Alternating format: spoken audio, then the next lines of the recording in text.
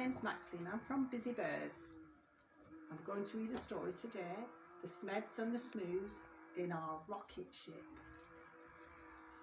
By a blue-blurred lake on a far-off planet, there lived a young Smed, and her name was Janet.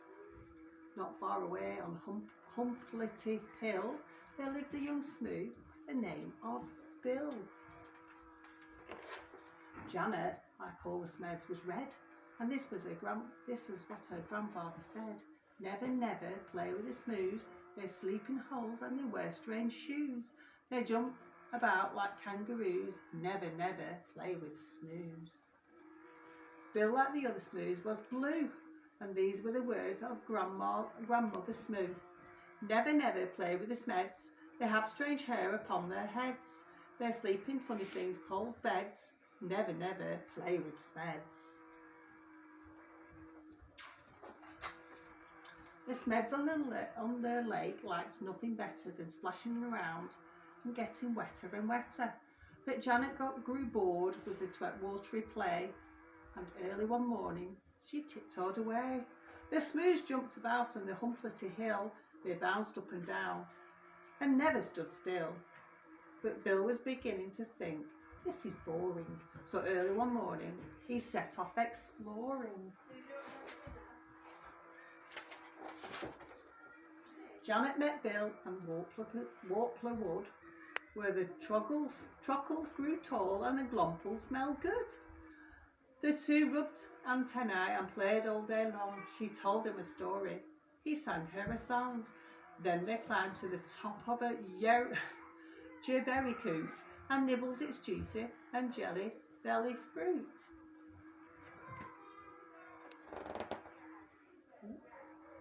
Just turn the pages, boys and girls.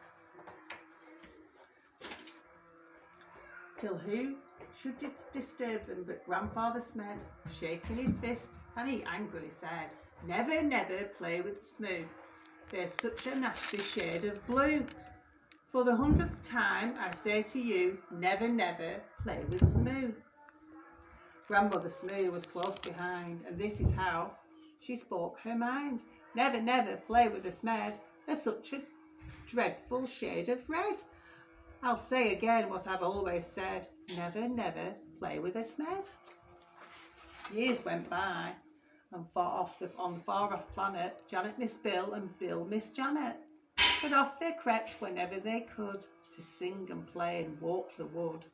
The two of them grew and decided to wed. But what do you think their grandparents said? Never, never marry a Smoo. They're a beastly bunch and they're crazy crew. They drink black tea and they eat green stew. Never, never, never marry a Smoo. Never, never marry a Smoo, my dearest child. Are you off your head? They drink pink milk. They eat brown bread. Never, never, never marry a Smed. Look at the rocket, boys and girls. Janet and Bill stole out that night while their families slept and the scream shone bright. They clambered into Smed's red rocket. Grandfather Smed had forgotten to lock it. Bill pressed the button and Janet steered. The pages are stuck together, boys and girls. When their families woke, they had both disappeared. The Smeds said, your Bill must have stolen our Janet and taken her off to a distant planet. The Smoos said, it's Janet who's stolen our Bill and lured him away from Humplety Hill. The Smoos climbed into the rocket of blue and they said to the Smeds, you'd better come too. Suspicious and scowling, they soared into space till they reached planet Vumjum, a dry dusty place. The Vums had long arms which they waved in the air, but they didn't have news of the runaway pair. The next stop was Lurgstop, covered in roses and watered by beasts with small eyes and long noses. They touched down on Grimbletosh, coated in grime.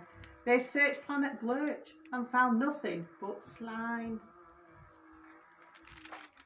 So the Smeds shared their milk,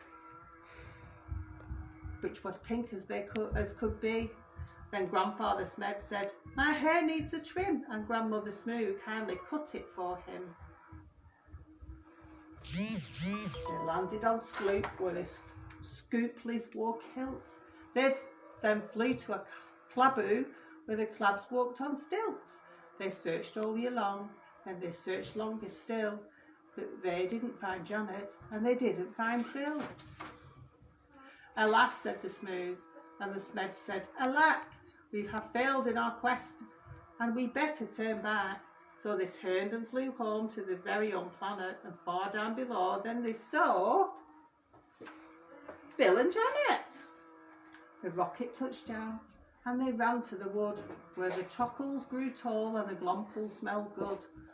And there in the glade, by the rocket of red, were the runaway Smoo and the runaway Smed. They'd got lost and flown home again, only to find all the others had left them behind. There was joy, jam and jumping. Then Janet said, "Maybe you'd like to make friends with our dear little baby. A baby, a red one, a blue one," but no. That baby was purple from head to toe. They'd hugged the Smoo Smed, their new baby brother, and Grandpa and Gran even hugged one another. They laughed and they splashed and they danced with delight, and they played with that baby from morning till night. They made him a rattle, they made him a flute, they fed him the fruit from the berry coot.